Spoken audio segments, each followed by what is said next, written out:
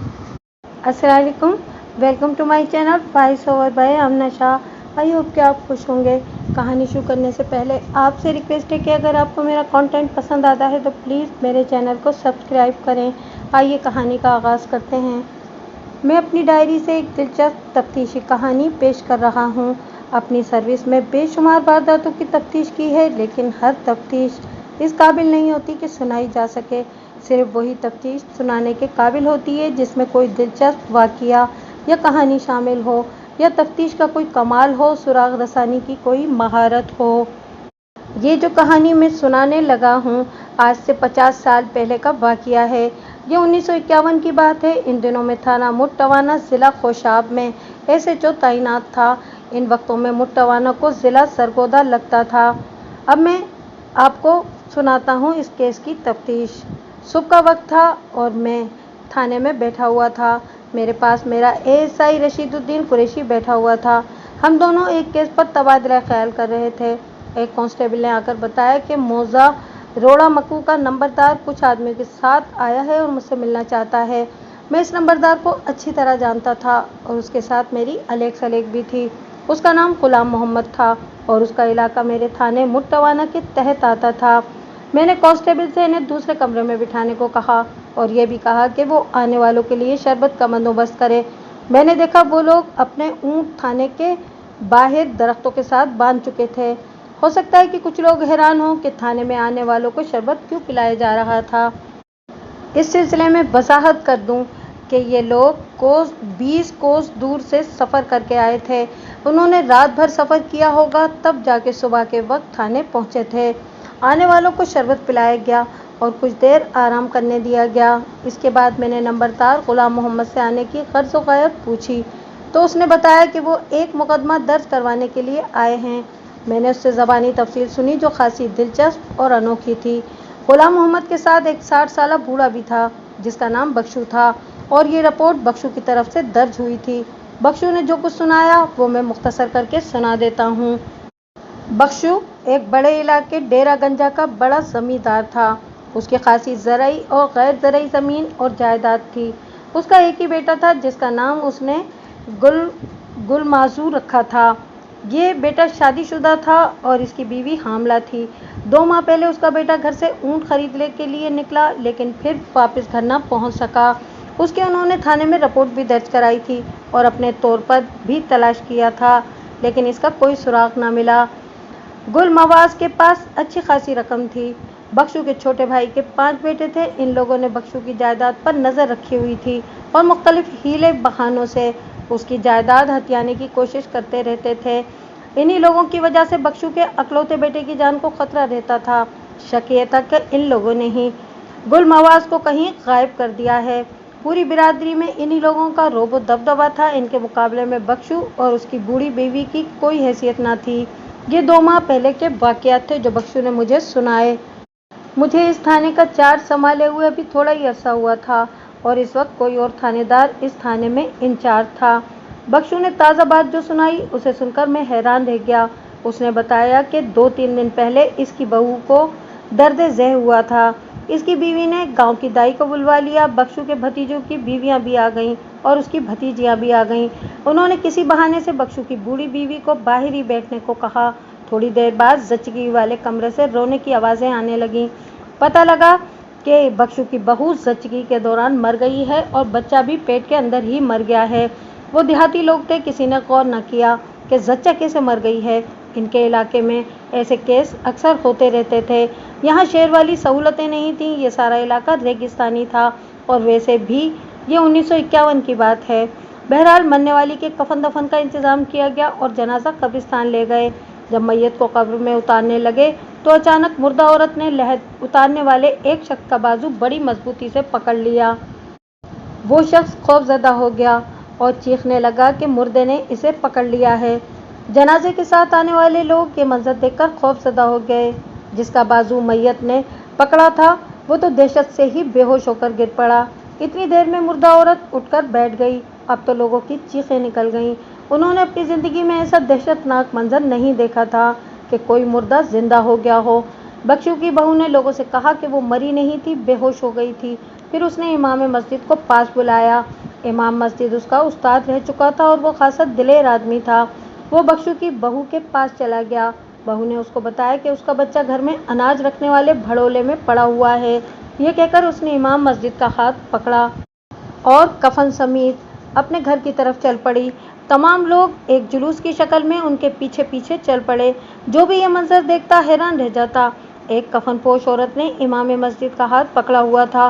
बहरहाल घर पहुंचकर भड़ोले में देखा तो वाकई अनाज के ढेर पर नौज़ायदा बच्चा लेटा अंगूठा चूस रहा था।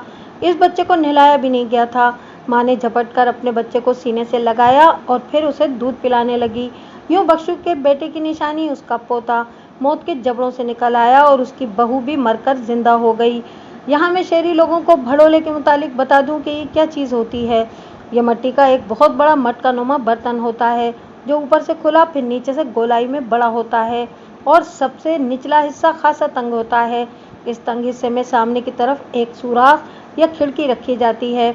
भड़ोले में अनाज महफूज कर लिया जाता है जो ऊपर वाले खुले हिस्से से डाला जाता है और बवक्ते ज़रूरत नीचे वाले सुराख को खोलकर अनाज निकालकर सुराख बंद कर दिया जाता है। इसको आप पानी के हिमाम की मिसाल से समझ लें। आजकल जस्त के भड़ोले भी मिल रहे हैं। सारी बात सुनाने के बाद बख्शू ने कहा कि इसकी बहू नूरा ने बताया है कि इसे उमरा और भाग भरी ने जान से मारने की कोशिश की थी।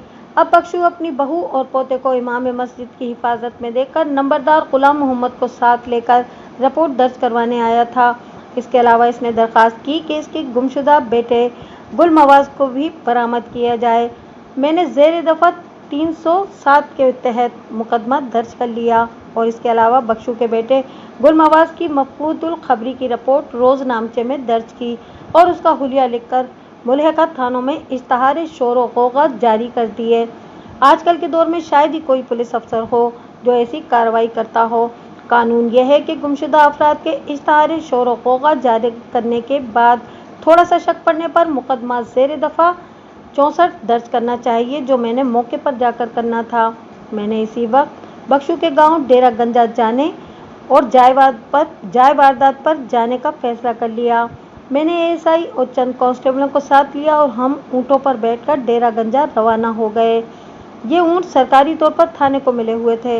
इन ऊँटों के साथ माहिर शुतर सवार भी थे जो थाने के ही मुलाजिम होते थे। इन ऊँटों के चारे वगैरह के लिए सरकार की तरफ से डेली अलाउंस मिलता था।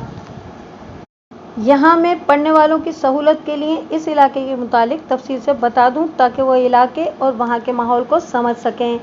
ये रेतीला इलाका था और यहाँ ऊँट ही काम आ सकते थे। आजकल तो इस इलाके में सड़कों का जाल बिछ गया है और नहर भी आ गई है। इसके अलावा ज़रूरियात ज़िंदगी की सारी सहूलतें पहुँच गई होंगी। जिस ज़माने में मैंने थाना मुट्टवाना का चार्ज संभाला यानी 1951 में, इन वक्तों में ये इलाका थल कहलाता था। हर तरफ सिवाय रेत के कुछ नजर न आता था। 8-8, 10-10 कोस के फासले पर लोगों के गांव आबाद थे जिन्हें ढोक या भांड कहा करते थे और एक ढोक या भांबड़ 8-10 घरों पर मुश्तमिल होता था। कमज़ोर सुस्त पुलिस वालों को इस इलाके में नहीं भेजा जाता था। थल में गंदम की फसल कम ही होती थी। चने की फसल खूब होती थी जो लोगों की आमदनी का जरिया भी बन जाती थी। डेरा गंजा पहुंचने के बाद हमने कुछ देर आराम किया। इसके बाद मैंने तफ्तीश का आगाज़ किया। नंबरदार गुलाम मोहम्मद मेरे साथ था। वो बड़ा बासर ज़मींदार था। सबसे पहले मैंने मुद्दई बख्शू की बहू नूरा को बुलवाया। नूरा की हालत अभी अच्छी नहीं हुई थी। बहरहाल वो आ गई। उसके साथ एक औरत थी जिसने उसका बच्चा उठा रखा था। मैंने एक चारपाई पर तकिया लगवा कर नूरा को आराम से बिठाया। औरत ने बच्चा उसके पास चारपाई पर लिटा दिया। इसके बाद मैंने इससे बयान लिया जो मुख्तसरन सुना रहा हूँ। जब नूरा के बच्चे की वलादत का वक्त करीब आया तो उसके सास ससुर ने गांव की दाई रोशी को बुला लिया। रोशी बीबी बड़ी माहिर और तजर्बाकार दाई थी। उसने इस काम की तरबियत खोशाब से हासिल की थी। रोशी बीबी के साथ बख्शू की भतीजियाँ उमरा और भाग भरी भी कमरे में आ गईं। रोशी ने बच्चे की विलादत के लिए नूरा की मदद शुरू की। बच्चे की विलादत के बाद जानलेवा और मुश्किल मरहला था। नूरा को ऐसा महसूस हुआ जैसे उमरा और भाग भरी दाई के काम में रुकावट डाल रही हैं और साथ साथ इसे कुछ सरगोशियों में कह भी रही हैं। फिर जब बच्चा पैदा हो गया और उसके साथ ही नूरा की नाक पर उन्होंने एक कपड़ा रख दिया। इस कपड़े से अजीब सी बू आ रही थी। इस बू से आहिस्ता आहिस्ता नूरा पर बेहोशी तारी होने लगी। वो पूरी तरह बेहोश तो ना हुई, लेकिन वो कुछ बोल नहीं सकती थी। इसे ऐसा मालूम हो रहा था जैसे ख्वाब के आलम में हो। उसे आवाज़ें आ रही थीं कि माँ के साथ बच्चे को भी मार दो। असल फसाद की जड़ ये बच्चा ही है। ये मर गया तो बख्शू लावारिस हो जाएगा। फिर इसे पता लगा कि इसके बच्चे को अनाज वाले भड़ोले में डाल दिया गया है। आहिस्ता आहिस्ता नूरा होशो हवास से बेगानी हो गई। इसके बाद वाक़यात यूं हुए कि इसे मुर्दा समझकर कफन दफन का इंतजाम होने लगा। बख्शू के भतीजे और भतीजियां इस काम में पेश पेश थे और बड़ी जल्दी कर रहे थे। जब नूरा को गर्म पानी से नहलाया गया तो उसे कुछ कुछ होश आने लगा, लेकिन अभी वो अपने हवास में नहीं आई थी। फिर जब उसे चरपाई पर डालकर कब्रिस्तान ले जाने लगे तो इसे होश आने लगा। अल्लाह ताला को उसकी ज़िंदगी मंजूर थी, इसलिए नूरा हाथ पैर हिलाने के काबिल होने लगी। जब उसको पकड़कर कब्र में लिटाने लगे तो उसने एक शख्स का बाजू पकड़ लिया। वो शख्स खौफजदा हो गया। इसके बाद नूरा इमाम मस्जिद का हाथ पकड़कर घर पहुंची और भड़ोले से अपना बच्चा निकाल लिया। बख्शू का एक दोस्त, एक दूसरी दाई कर्मा बीवी को साथ ले आया। उसने बच्चे को नहला धुलाकर साफ किया। रब सोने ने मुझ पर और मेरे बच्चे पर रहम किया और हमें नई जिंदगी। नूरा ने आसमान की तरफ तशक्कुराना अंदाज से देखते हुए कहा, अब मुझे और मेरे बच्चे को रांझा वगैरह से जान का खतरा है। मेरे खाविन गुलमवाज को भी इन्हीं लोगों ने गायब किया है। इन लोगों पर शक की कोई ठोस वजह? मैंने नूरा से पूछा। ये सारा मेरे ससुर की जायदाद का चक्कर है, नूरा ने कहा। उन्होंने जायदाद की खातिर मेरे खाविन को गायब किया है और इसी लालच में मुझे और मेरे बच्चे को भी कत्ल करने की कोशिश भी की है। लड़की खासी समझदार मालूम होती थी। उसके माँ बाप का घर मुट्टवाना के करीब ढोक ढैया में था। ये लोग मिस्कीन कौम से ताल्लुक़ रखते थे और इनका जमींदारा था। नूरा ने मजीद बताया कि डेरा गंजा के अलावा भी उसके ससुर की बहुत सी जायदाद है। ज़मीन का एक बड़ा टुकड़ा मुट्टवाना से 5-6 कोस के फासले पर है। इस टुकड़े से होने वाली फसल का हिस्सा बख्शू के भतीजे उस तक पहुँचने ही नहीं देते थे। मैंने अपने मतलब की कुछ और बातें पूछी और फौरी कार्रवाई का फैसला कर लिया। सब कुछ रोज़े रोशन की तरह साफ था। मैंने अपने एएसआई और कांस्टेबलों को साथ लिया और मुलजिम रांझा वगैरह के घर जाकर छापा मारा। वहां से मैंने रांझा और उसके भाई दत्तू और रमजू को गिरफ्तार कर लिया। इनके 2 और भाई घर में मौजूद नहीं थे। इसके बाद मैंने इनके मकान की खाना तलाशी ली और 2 बर्छियाँ और 3 कुल्हाड़ियाँ बरामद कर लीं।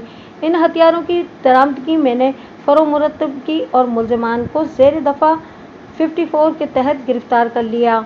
इसके बाद मैंने फौरी तौर पर दाया रोशी बीबी, उमरा और भाग भरी को भी ज़ेर दफ़ा 307 के तहत गिरफ्तार कर लिया। मैंने महसूस किया कि वहाँ के लोग पुलिस की आमद पर नाखुश थे और अदम ताउन का इजहार कर रहे थे। इनमें यकीनन जुराइम पेशा लोग ज़्यादा होंगे।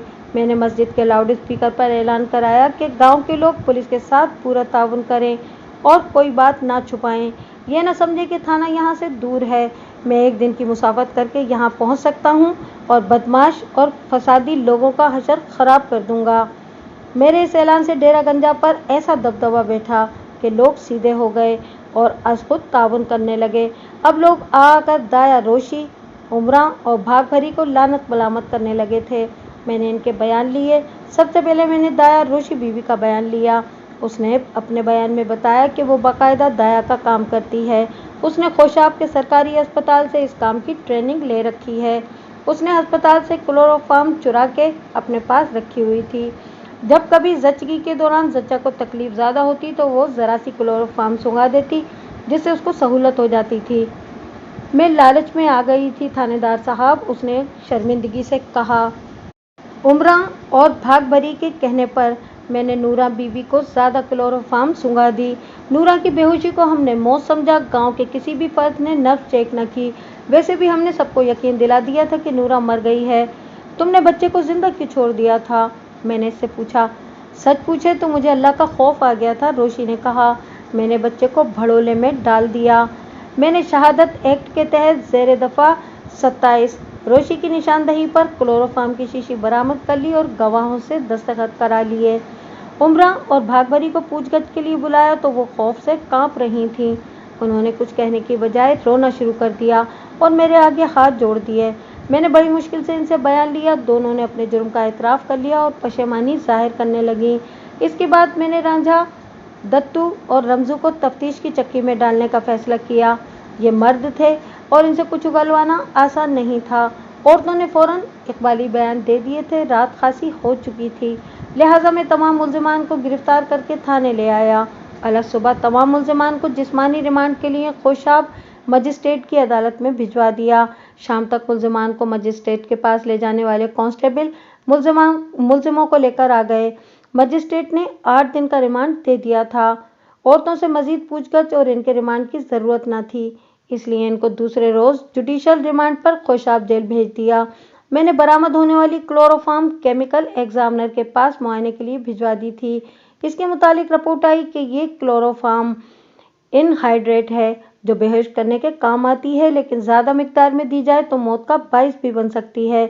इन तमाम कामों से फारिग होकर मैंने बख्शू के लापता बेटे गुल नवाज की पुरअसरार गुमशुदगी के मुतालिक तफ्तीश करने का फैसला कर लिया। इसकी गुमशुदगी को 2 माह से ज्यादा अरसा गुजर चुका था और मुझे इस बात का यकीन हो गया था कि अब वो जिंदा नहीं होगा। मैंने रांझा, दत्तू और रमजू से तफ्तीश करने का फैसला कर लिया। मैंने बारी बारी तीनों से तफ्तीश शुरू की, लेकिन वो तीनों बड़े ढीठ साबित हुए। इनमें से किसी ने भी इस बात का इकरार न किया कि गुल नवाज को गायब करने में उसका हाथ है। मैंने अपने तमाम तजुर्बे को बरूए काल लाते हुए इन्हें बड़े चक्कर दिए, लेकिन अपने काम की कोई बात इनके मुंह से न उगलवा सका।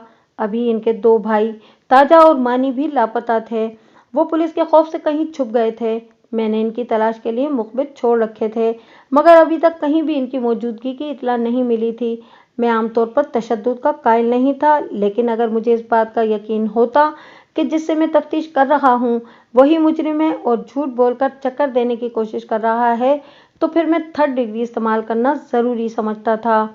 रांझा, दत्तू और रमजू के मुतालिक भी मुझे यकीन था कि गुल नवाज को गायब करने में इन्हीं का हाथ है, इसीलिए मैंने इनकी तबीयत साफ करने का फैसला कर लिया। मैं समझ गया था कि ये लातों के भूत हैं, बातों से नहीं मानेंगे। इन तीनों पर अलग अलग खासा तशद्दुद किया गया और इनकी चीखें गूंजती रहीं।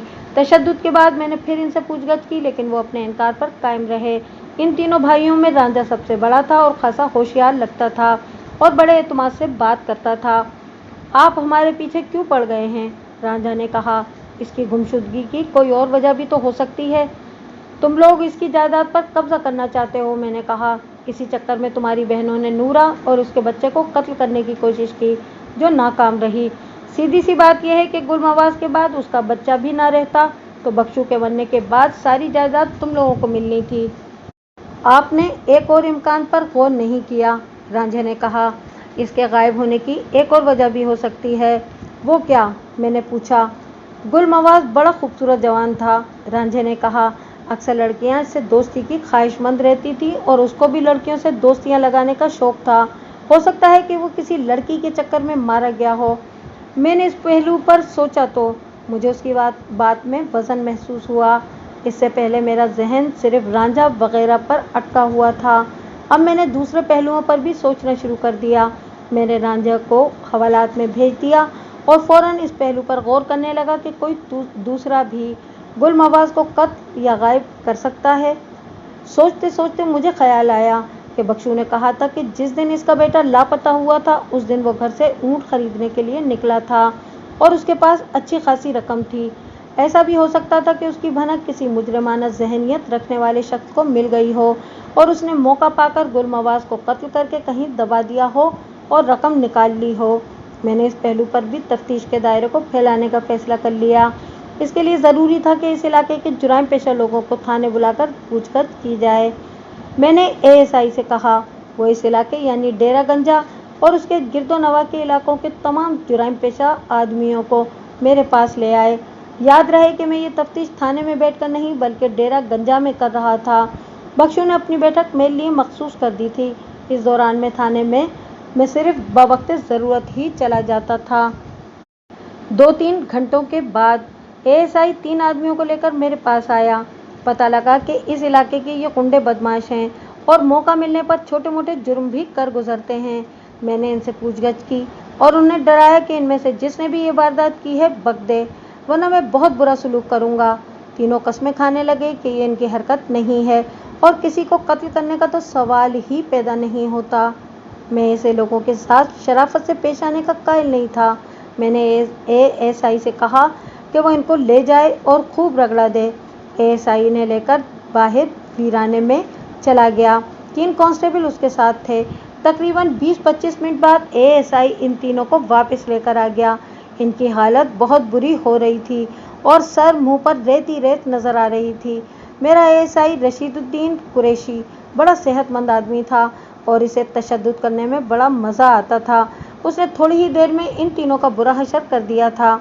मैंने इनसे कहा कि वो इकरार कर लें कि गुलमवाज को इनमें से किसी एक ने ही गायब किया है। अगर अब भी ना मानेंगे तो इससे बुरा हशर कर दूंगा। आपको इख्तियार है माई बाप, इनमें से एक ने कहा। आप बेशक हमें जान से मार दें, लेकिन हम किसी का गुनाह अपने सर नहीं लेंगे। ये ठीक है कि हम छोटे मोटे जुराइम कर लेते हैं, लेकिन कत्ल या राहज़नी जैसा बड़ा जुर्म हम में से कोई करने की जुर्रत नहीं कर सकता। दूसरे 2 आदमियों ने भी इसी किस्म की बातें की। मैंने अपने तजुर्बे की बिना पर अंदाज़ा लगाया कि ये लोग झूठ नहीं बोल रहे। जुराइम पेशा लोगों का झूठ बोलने का एक ख़ास अंदाज़ होता है और वो बात बात पर झूठी कस्में खाते हैं। मुख्तसरन ये कि मुझे इनसे कुछ भी हासिल नहीं हुआ। मैंने इन्हें डरा धमका कर जाने दिया और कहा कि वो अपने तौर पर इन वारदात का सुराग लगाने की कोशिश करते रहें। इनके जाने के बाद मैंने महसूस किया कि तफ्तीश 1 इंच भी आगे नहीं बढ़ी। मैंने अंधेरे में टामक-टोहियां मार रहा था। अब मेरा ध्यान फिर रांझे की इस बात में अटक गया था कि गुलमवाज औरतों से दोस्तियां लगाने का शौकीन था और हो सकता है कि इसी चक्कर में मारा गया हो। मैंने इस पहलू से भी काम करने का फैसला कर लिया और एएसआई रशीदुद्दीन को समझाया कि वो डेरा गंजा में घूम फिर कर गुलमवाज के मुतालिक मालूमात हासिल करे और ये मालूम करे कि इसकी किसी लड़की के साथ दरपर्दा दोस्ती थी। मैंने इसे अच्छी तरह समझा दिया कि मैं क्या चाहता हूँ। रशीदुद्दीन तजुर्बेकार एएसआई था। वो समझ गया कि मैं किस किस्म की मालूमात चाहता हूँ। मैंने कहा कि वो इस सिलसिले में कल तक मेरे मतलब की मालूमात हासिल कर ले। एएसआई चला गया और मैं इस केस के ताने बाने में उलझ गया।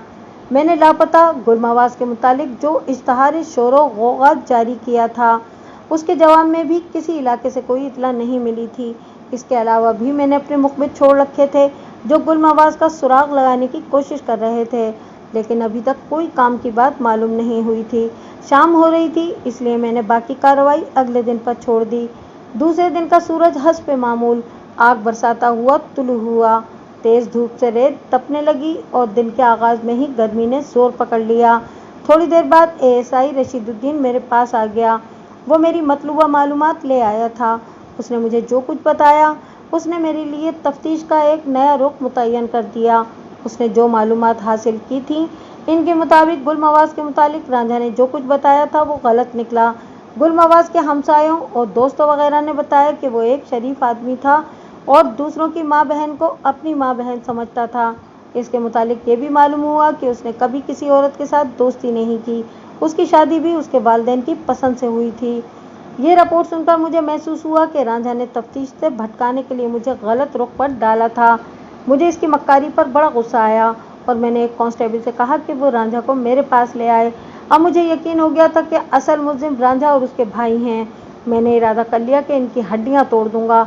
मैं गुस्से से टहलने लगा। मैं टहल रहा था कि मेरा एक मुखबिर आ गया। उसके साथ एक गरीब सा आदमी था।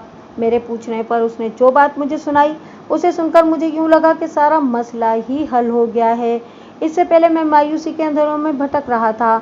इस अंधेरे में यूं लगा जैसे रोशनी चमक उठी हो। इस मुखबिर ने बताया कि ये शख्स मौजा गरोड का रहने वाला है जो दरियाए झेलम के किनारे है। ये भंग पीने का शौकीन है और वहाँ एक कब्रिस्तान में एक मलंग के पास जाकर रोजाना भंग पीता है। वहाँ चंद और भी भंग पीने के शौकीन आ जाते हैं। मलंग ने कब्रिस्तान के अंदर ही एक झुग्गी बना रखी थी और दिन रात वहीं रहता था। उसका काम कब्रों की हिफाजत करना था।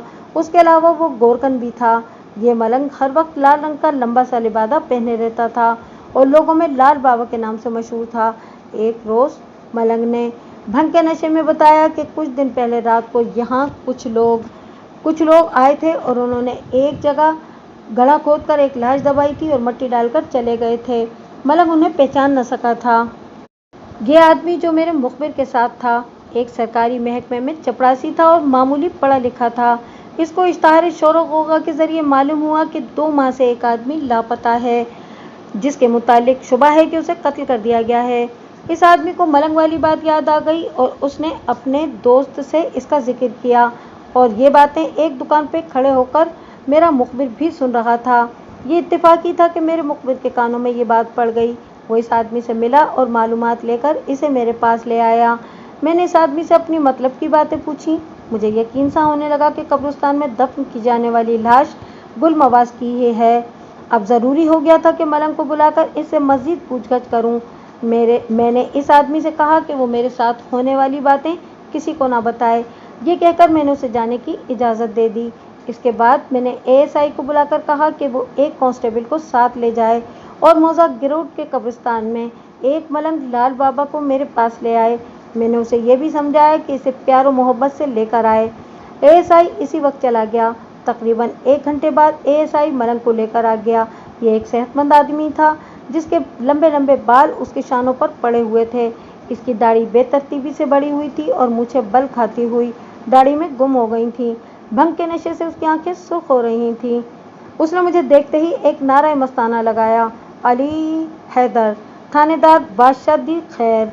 मैंने इस लाश को कब्रिस्तान में दबाने वाली बात पूछी तो उसने तफसील से बताई कि आज से 2 माह पहले कुछ लोगों ने रात के वक्त वहां लाश दबाई थी, लेकिन मलंग इन्हें देख रहा था। उसने उन्हें ललकारा भी था, लेकिन वो भाग गए थे। मलंग ने वहां जाकर देखा जहां वो लोग खड़े थे वहां ताज़ा खुदी हुई मिट्टी नजर आ रही थी। मलंग खुद गौरकन था, इसलिए उसने बिला झिझक वहां से मिट्टी निकालनी शुरू कर दी। इसका ख्याल था कि शायद ये लोग डाकू थे और लूट का माल वहां छुपाने आए थे। थोड़ी गहराई में जाकर इसे महसूस हुआ कि मिट्टी में कोई इंसानी जिस्म है। अंधेरे की वजह से ठीक नजर नहीं आ रहा था। वो अपनी झुग्गी में गया और लालटेन ले आया। लालटेन की रोशनी में उसने देखा कि इस गड्ढे में एक जवान आदमी की लाश पड़ी है, जिसके सारे कपड़े खून से लिथड़े हुए थे और चेहरा भी खून आलूद था। उसने घबराकर जल्दी जल्दी मिट्टी गड्ढे में डाली और जमीन की सतह बराबर कर दी। वो डर गया था कि कहीं इस कत्ल के केस में वो ना फंस जाए। तुम इस जगह की निशानदही कर सकते हो? मैंने मलंग से पूछा। हाँ थानेदार जी, मलंग ने कहा। वो जगह मैं कभी भी नहीं भूल सकता। मैंने इस मलंग के साथ मिलकर एक ड्रामा खेलने का फैसला कर लिया। मलंग ने कहा था कि वो इन लोगों को पहचान नहीं सका था क्योंकि वहां अंधेरा था। अगर मैं वहां से खुद लाश बरामद कर लेता और बाद में रांझा और इसके भाइयों से इकबाल जुर्म करने के लिए कहता तो उन्होंने साफ इनकार कर देना था। मैं चाहता था कि वो खुद वहां से लाश बरामद कराएं।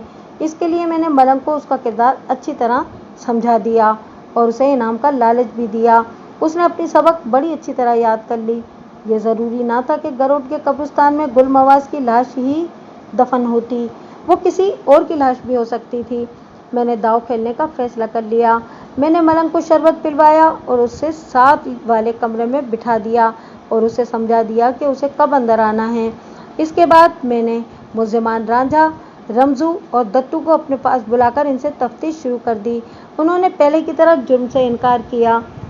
खुद इकबाल जुर्म कर लोगे तो फ़ायदे में रहोगे, मैंने मुल्ज़िमों से कहा। मेरे पास मुकम्मल सबूत और मौके का गवाह भी मौजूद है।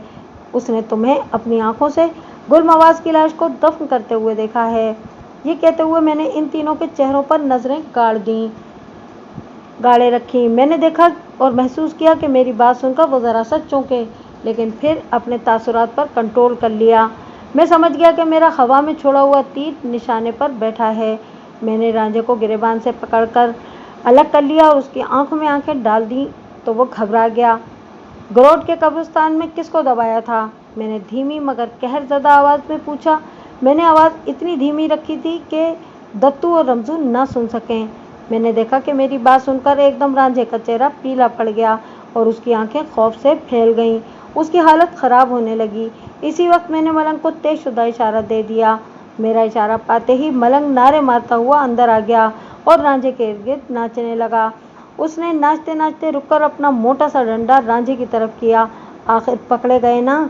मलंग ने लाल अंगारा आंखों से घूरकर रांझे से कहा। कब तक भागोगे? ये कहकर मलंग फिर उछल कूद करने लगा। उसके हाथ में पहने कड़े और गले में मनकों के हार वगैरह मिलकर छनकने लगे और एक अजीब सा समा बन गया। रांझा कोई पुख्ताकार मुजरिम नहीं था, इसलिए उसकी हालत ऐसी बुरी हो गई कि जैसे अब गिरा कि तब गिरा।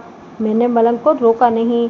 मैंने दत्तू और रमजू की तरफ देखा तो वो भी परेशान नजर आ रहे थे। इनको इल्म हो गया था कि अब उनका भेद खुल चुका है। अल्लाह का वास्ता देता हूँ थानेदार जी, रांझा ने तकरीबन रोते हुए कहा, इसको रोक दें। ये कहकर रांझा अपना सर पकड़कर जमीन पर बैठ गया जैसे गिर पड़ा हो। मैंने मलंग को हाथ के इशारे से रुकने को कहा। मलंग ने उछल कूद बंद कर दी और दूसरे कमरे में चला गया। मैंने रांझे को देखा, वो नीम बेहोशी की हालत में था। मैंने पानी मंगवा कर इसको पिलाया तो उसके होश ठिकाने आए। मैंने उससे कहा कि अब वो क्या कहता है। उसने यूं सर झुका लिया जैसे अपने जुर्म का इकरार कर रहा है। मैंने तीनों को इसी तरह घेरा था कि वो लाश वाली जगह की निशानदेही कर दें। मैंने इसी वक्त बरामदगी की कार्रवाई के लिए तैयारी कर ली और नंबरदार गुलाम मोहम्मद के अलावा एक और मोअज़्ज़िज़ शख्स को भी साथ ले लिया। मैंने गुलमवाज के बाप बख्शू को शनाख्त के लिए साथ ले लिया था। नंबरदार ने कब्र खोदने के लिए 2 आदमियों को बुलाना चाहा तो मलंग लाल बाबा ने कहा कि ये काम वो खुद कर लेगा। हम लोगों का ये काफिला गरोड के कब्रिस्तान में पहुंच गया। कब्रिस्तान के अंदर दाखिल हुए तो मैंने रांझा, दत्तू और रमजू को आगे कर दिया कि वो निशानदेही करें। वो आगे आगे चल पड़े और मुख्तलिफ जगह से मुड़ते हुए एक पुख्ता कब्र के करीब रुक गए। इस पुख्ता कब्र के बाएं तरफ कुछ जगह बिल्कुल हमवार थी। रांझा ने हाथ के इशारे से इस जगह की तरफ इशारा किया कि उन्होंने गुलमवाज की लाश को यहाँ दबाया था। इतनी देर में मलंग अपनी झुग्गी से कुदाल ले आया था। मैंने उसे इशारा किया तो उसने रांझा की बताई हुई जगह पर खुदाई शुरू कर दी। जब गड्ढा थोड़ा गहरा हो गया तो मैंने मलंग से कहा कि अब वो ज़रा एहतियात से मिट्टी निकाले। थोड़ी सी मजीद खुदाई के बाद लाश के आसार नजर आने लगे। लाश के कपड़े पहले नजर आए। इतनी सख्त बदबू आ रही थी कि वहाँ खड़ा रहना मुहाल हो गया। ये मलंग का ही हौसला था कि वो गड्ढे में खड़े होकर लाश के इर्द गिर्द से मिट्टी निकाल रहा था। थोड़ी देर बाद गली सड़ी लाश पूरी तरह सामने आ गई। लाश के बाजू पर एक तावीज़ बंधा हुआ था और उसके दाएं बाजू में एक लोहे का कड़ा था। लाश के गले में कोड़ियों का एक हार था। इस किस्म के हार इस इलाके के लोग जिस्मानी दर्दों से बचने के लिए बतौर गट इस्तेमाल करते थे। ये एक कदावर नौजवान की लाश थी। मैंने मकतूल के बाप बख्शू को आगे बुलाया और उसे शनाख्त के लिए कहा। बूढ़े बाप की हालत बहुत बुरी हो रही थी। वो जब चला तो उसकी टांगें लड़खड़ाने लगीं। यूं लगता था जैसे अभी गिर जाएगा। उसका एक ही बेटा था जो जालिमों ने मार दिया था। अकलौते बेटे की लाश आंखों के सामने आने वाली थी। मैंने एक कांस्टेबल को इशारा किया तो उसने बख्शू का हाथ पकड़कर सहारा दिया। मैंने लाश से उतरने वाली अशिया, तावीज़, लोहे का कड़ा और कोड़ियों का हार बूढ़े के सामने ज़मीन पर रखवा दिया। बूढ़ा बाप कभी लाश को देखता और कभी इन अशिया की तरफ। ऐसे लग रहा था जैसे वो किसी फैसले पर नहीं पहुंच पा रहा या हकीकत से नजरें चुराने की कोशिश कर रहा है। फिर उसने आसमान की तरफ देखा जैसे अल्लाह से खामोश शिकवा कर रहा हो। यकलख्त वो फट पड़ा और हिचकियां ले लेकर रोने लगा। उसका रोना इस बात की तस्दीक थी कि लाश उसके गुमशुदा बेटे गुलमवाज की ही है। मैंने लाश की बरामदगी के मुतालिक कागजी कार्रवाई की जो ज़ेर दफ़ा 27 शहादत एक्ट के तहत थी। इसके बाद मैंने गवाहों के दस्तखत कराए। मुलजिमों को पहले ही हथकड़ियाँ लग चुकी थीं। मैंने लाश को पोस्टमार्टम के लिए भिजवाने का बंदोबस्त किया और मुलजिमों को लेकर वापस आ गया। मैंने मुलजिमों से बयान लेने का फैसला कर लिया। सबसे पहले मैं रांझा का बयान ले रहा था जो इनमें सबसे बड़ा था। उसने जो बयान दिया वो भी आपको अपने अल्फाज में मैं सुना देता हूँ।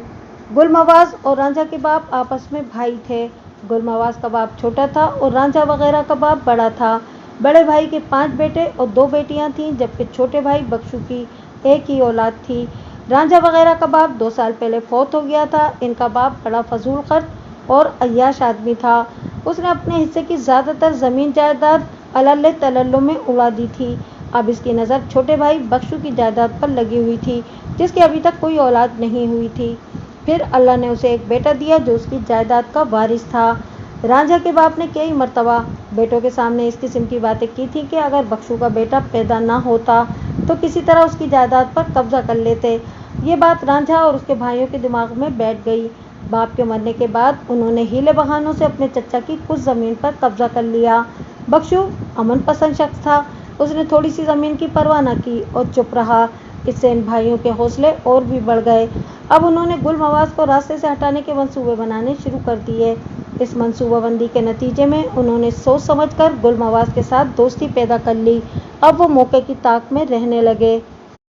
एक रोज़ उन्हें पता लगा कि गुलमवाज अपनी ज़रूरत के लिए कुछ सामान की ख़रीदारी के लिए जा रहा है और उसके पास अच्छी खासी रकम होगी। इन भाइयों की नीयत खराब हो गई और उन्होंने प्रोग्राम बनाया कि इस मौके पर गुलमवाज को रास्ते से हटाया जा सकता है। इनको पता था कि गुलमवाज किस रास्ते से ऊँट खरीदने के लिए जाएगा। वो वीरान इलाका था। मगरिब के बाद हर तरफ अंधेरा और वीरानी छा जाती थी। उन्होंने कस्बा गरोड से कुछ पहले एक वीरान जगह पर गुलमवाज को पकड़ लिया। इनके पास कुल्हाड़ियाँ थीं। रांझा ने पहला वार मकतूल के सर पर किया। वो लड़खड़ाया तो दूसरे भाइयों ने उसकी गर्दन और कंधों पर कुल्हाड़ियों की बारिश कर दी। इतने ज़्यादा कारी जख्मों की वजह से गुलमवाज फौरन ही गिर पड़ा और लम्हों में मर गया। रांझे ने उसकी जेब से रकम निकाल ली और फिर मिलकर उसकी लाश को उठाकर कब्रिस्तान में ले आए। अंधेरे में उन्होंने कुल्हाड़ियों से गड्ढा खोदा और लाश उसमें डालकर मिट्टी डाल दी। इसी असना में कब्रिस्तान के गोरकन मलंग ने इनको ललकारा, मगर वो वहाँ से फरार हो गए। इसके बाद के वाक़यात मैं पहले ही सुना चुका हूँ। मैं मुलजिमों को लेकर जाए वारदात पर गया, वो जगह देखी जहाँ उन्होंने गुलमवाज को कत्ल किया था। अब वहाँ कोई ऐसी निशानी नज़र नहीं आ रही थी जिससे इल्म होता कि यहाँ एक इंसान कत्ल हुआ है। एक तो ये वजह थी कि इस बात को 2 माह से ज़्यादा का अरसा गुजर चुका था और दूसरी वजह ये थी कि इस दौरान कई मरतबा बारिश हो चुकी थी। इस वजह से मुझे खून आलूद मिट्टी भी ना मिल सकी। इसी दौरान पोस्टमार्टम रिपोर्ट भी आ गई। डॉक्टरों ने लिखा था कि सर पर और गर्दन और कंधों पर कुल्हाड़ियों या किसी तेज धार आले के जख्म मौत का बायस बने हैं। मैंने ये रिपोर्ट अपनी कागजी कार्रवाई के साथ रख ली और लाश बख्शू के हवाले कर दी। मैं बाद में खुद भी उसके घर अफसोस और फातिहा खानी के लिए गया था। रांझा के बाद मैंने बारी बारी रमजू और दत्तू के बयान भी लिए, जो रांझा के बयान की तस्दीक करते थे। इन बयानात से ये भी पता चला कि मफरूर हो जाने वाले दोनों भाई ताजा और मानी भी इनके साथ इस वारदात में शामिल थे और वो फलां गांव में मिल सकते हैं। वहाँ इनका एक दोस्त रहता है। मैंने एएसआई रशीदुद्दीन को कहा कि वो कांस्टेबल को साथ लेकर जाए और फलां गांव में फलां शख्स के घर से ताजा और मानी को गिरफ्तार करके ले आए। मैंने एएसआई और कांस्टेबलों से ये भी कहा कि वो वर्दी में न जाएं, सादा कपड़ों में जाएं। इससे ये फ़ायदा होगा कि इनको पुलिस की आमद की खबर ना हो सकेगी। शाम तक एएसआई इन दोनों को भी गिरफ्तार करके ले आया। मैंने इनसे भी इकबाली बयान लिया। ये बयान दूसरे भाइयों के बयानात से मिलता जुलता था, इसलिए अलग सुनाने की ज़रूरत नहीं है। मैंने इनको साथ लेकर जाए वारदात उस गड्ढे की भी निशानदही कराई जहां उन्होंने लाश छुपाई थी। इसके बाद बड़ी मेहनत से मैंने मुकदमा तैयार किया और चालान तैयार करके अदालत में पेश कर दिया। मौके के गवाह के तौर पर मैंने मलंग को पेश किया, जिसने बड़ी जहानत से अपना बयान दिया। ये मुकदमा 3-4 हफ्तों तक चलता रहा। इन दिनों इस मुकदमे की बड़ी शोहरत हुई थी। जज ने 5 भाइयों को मौत की सज़ा सुना दी थी। अपील में इनके वकील ने कुछ ऐसे दलाइल पेश किए थे जिनकी वजह से इनकी सज़ाए मौत को उम्र कैद में तब्दील कर दिया गया था। रांझा वगैरह की बहनों भाग भरी और उम्रा को आदि मुजरिम न होने की वजह से इरादा कत्ल में 3-3 साल कैद की सज़ा दी गई, जो अपील में भी बरकरार रही। कहानी तो यहाँ ख़त्म हो गई। यहाँ मैं एक दिलचस्प बात सुनाना चाहता हूँ। मकतूल गुलमवाज का जो बच्चा भड़ोले में डाल दिया गया और कत्ल होने से बच गया था, उसका नाम उसके दादा बख्शू ने फतेह खान रखा था। कत्ल के इस वाक़े के 25 या 26 साल बाद, गालिबन 1976 का वाक़या है कि मैं एफआईए का चार्ज लेने मुठ रवाना गया। इन दिनों ज़िला सरगोदा पिंडी एफआईए के मातहत होता था। मैं यहाँ गुजारे हुए थानेदारी के अरसे को याद कर रहा था कि मुझे गुलमवाज वाला केस याद आ गया। मैं अपने पुराने थाने चला गया और अपना तारुफ कराया। मैंने थानेदार को ये केस सुनाकर कहा कि मकतूल गुलमवाज का बेटा फतेह खान था, वो अब कहाँ है। थानेदार ने बताया कि वो तो बहुत बड़ा ज़मींदार बन चुका है और बड़ा ज़बरदस्त गबरू जवान है। उसने अपने तायाजादों से अपनी ज़मीनें वापस छीन ली थीं और सबका दबा कर रखा हुआ है। थानेदार ने यह भी बताया कि वो अक्सर थाने में आता रहता है और आपका जिक्र करता रहता है। वो आपसे मिलने की बड़ी ख्वाहिश रखता है। मैंने थानेदार से कहा कि मैं ज़रूरी फ़राइज़ से फ़ारिग होकर परसों यहाँ आऊँगा, वो फतेह खान को बता दे। मैं अपने सरकारी फ़राइज़ से फ़ारिग होकर वापस आया तो थानेदार ने फतेह खान को मेरी आमद की इत्तला कर दी। फतेह खान एक जुलूस की सूरत में मुझसे मिलने आया और आते ही मेरे घुटनों को हाथ लगाकर अदब और फर्मा बरदारी का इजहार किया। वो अपने बाप गुलमवाज की तरह बड़ा कड़ियल जवान निकला था। वो मेरे लिए ढेर सारे तोहफ़े लाया था जो मैंने प्यार के साथ वापस कर दिए। मुझे ये देखकर बड़ी खुशी हुई कि भड़ोले में बच जाने वाला बच्चा इलाके का रौबदार और गबरू जवान बन चुका था।